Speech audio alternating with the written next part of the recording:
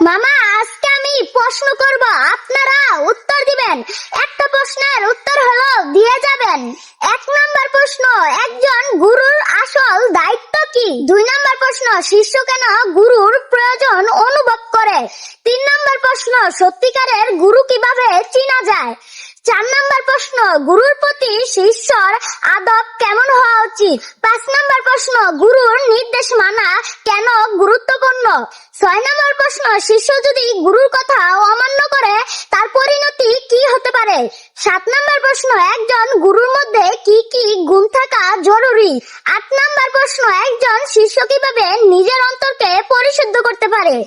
9 number প্রশ্ন, গুরুর সাথে সম্পর্ক কি শুধু জ্ঞান অর্জন করার জন্য নাকি আধ্যাত্মিক উন্নতির জন্য? 10 নাম্বার প্রশ্ন, একজন শিষ্য কিভাবে গুরুর সন্তুষ্টি অর্জন করতে পারে? 11 নাম্বার প্রশ্ন, গুরুর দোয়া শিষ্যর জীবনে কি প্রভাব ফেলে? 12 নাম্বার প্রশ্ন, শিষ্য যদি ভুল করে গুরুর আচরণ কেমন হওয়া উচিত?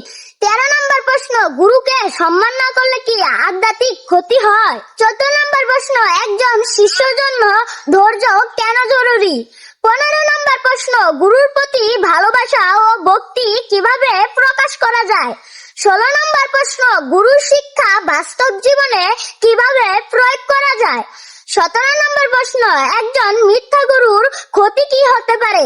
18 নাম্বার প্রশ্ন, একজন শিষ্য কিভাবে নিজের নিয়ত সঠিক রাখতে পারে? 19 নাম্বার প্রশ্ন, একজন গুরুর সাথে কি সম্পর্ক সারা জীবনের জন্য? 20 নাম্বার প্রশ্ন, কোরআন ও হাদিসের আলোকে গুরু শিষ্যের সম্পর্কের গুরুত্ব কি? মামা, আমি আপনাদের 20টা প্রশ্ন করেছি। একটা প্রশ্নের উত্তর হলেও দিয়ে যাবেন এবং ভিডিওটা শেয়ার করার অনুরোধ রইল।